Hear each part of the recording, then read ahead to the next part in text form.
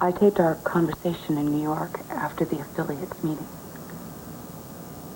I had the tape machine running in my hotel room. Sure.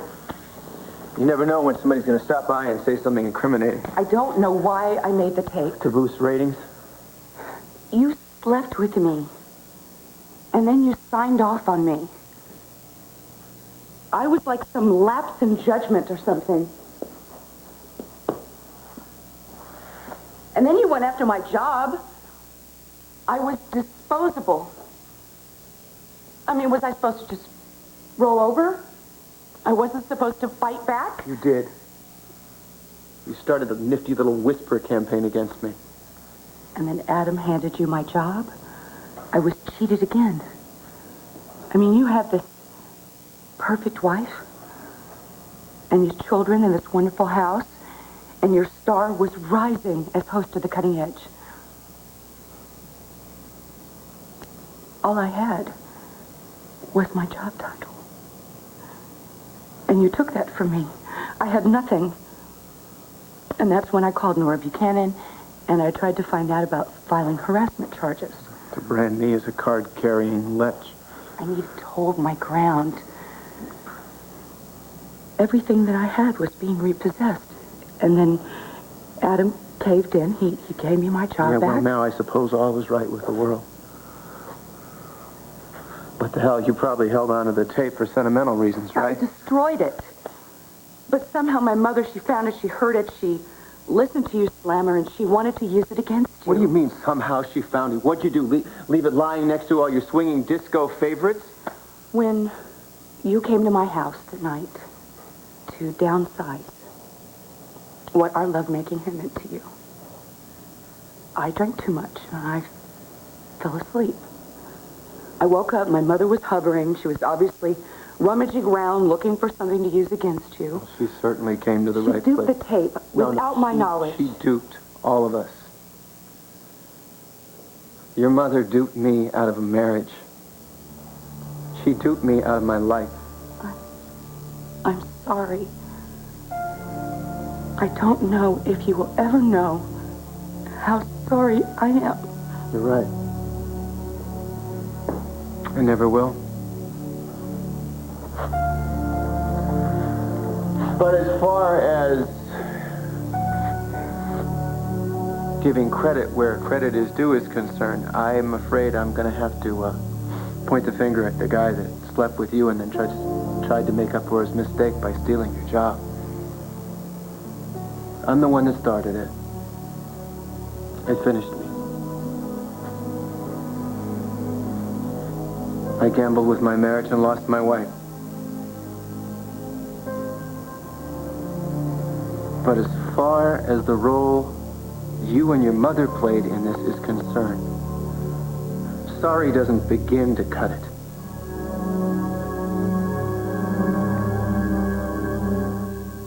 Did you actually think you could come here and explain this and I wouldn't hold it against you?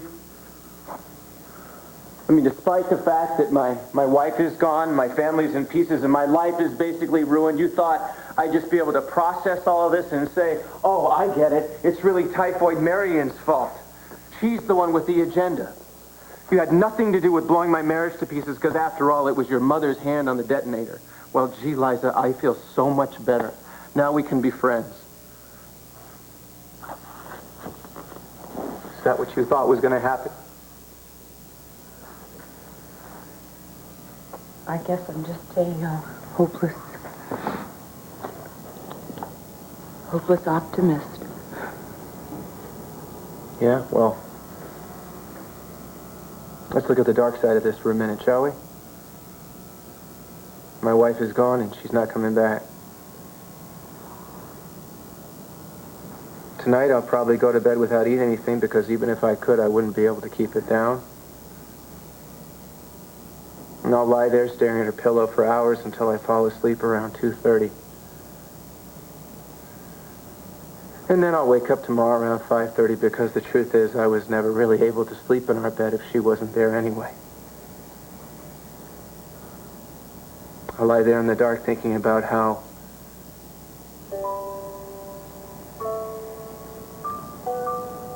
About how I'll never hear her laugh again. About how I'll never see that smile when I walk through the door at the end of the day.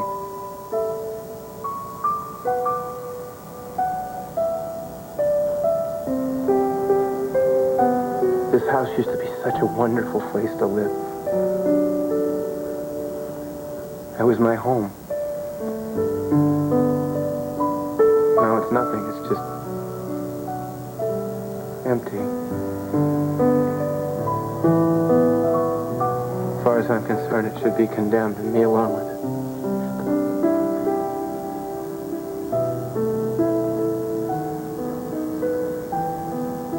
If I could do anything to change it, I would.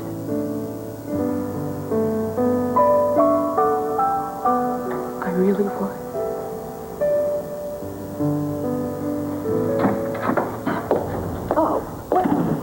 Well. And isn't this just a cozy little scene? And so original. How long after Dixie left did it take you to call Liza for a little comfort, Tad, huh? How many times are you going to sleep with my daughter before she realizes you're a user of people, Tad? Shut up, Marian.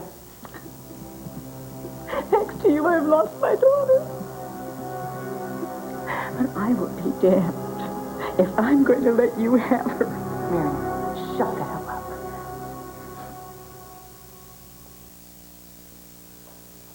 Get out.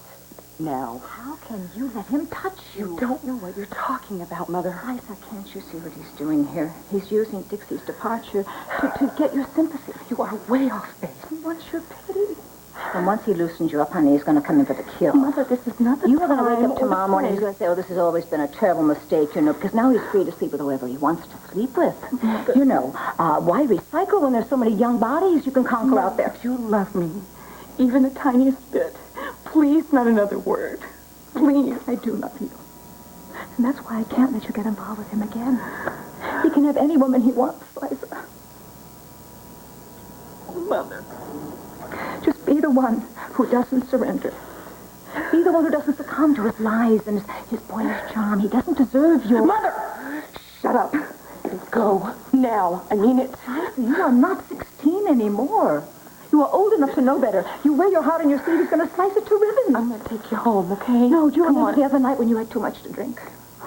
Well, it wasn't the champagne that you were intoxicated on. There is no 12-step program for your addiction. Your name is Liza Colby, and you are... No, Mother, enough! Enough! Please. Some people say that sex is terrific for the complexion, but in your case, I only think it's made you stupid. Stop it!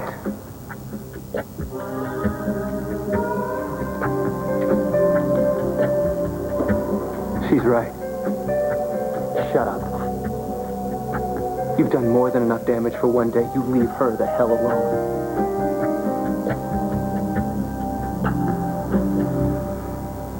I know why you're here.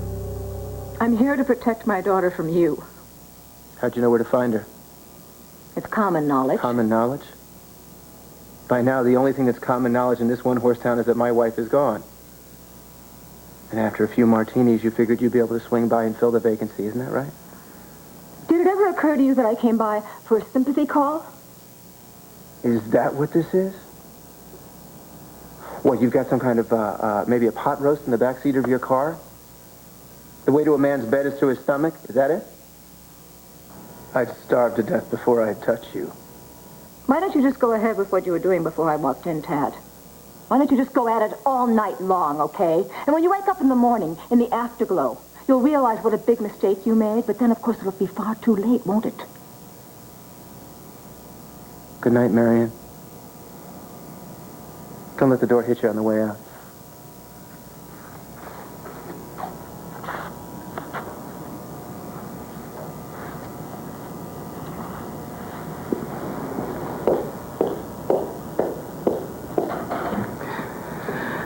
Well, what can I say? Good night. Liza? Listen, what your mother said, We both know that's not what this night was about.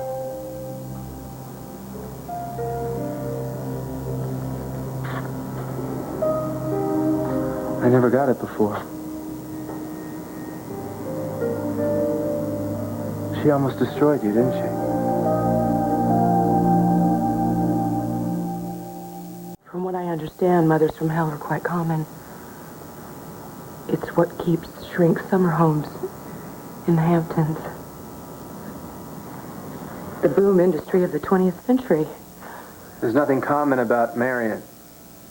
She's, toxic with a vengeance. She's quite a soul buster. After all these years, it just makes me sad. You know, when I was younger, and I would go to bed at night, and I would say my prayers, I had a really hard time thanking God for her. And I would wonder what it would be like if she died like Dad. And I used to cry because I didn't feel sad. I just felt relief, you know.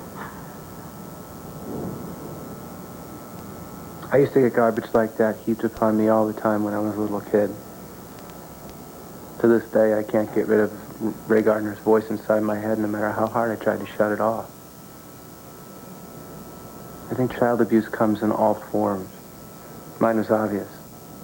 Marian's was a little different. A little more insidious. She never touched you, never left a mark on you. That doesn't mean it didn't hurt like hell.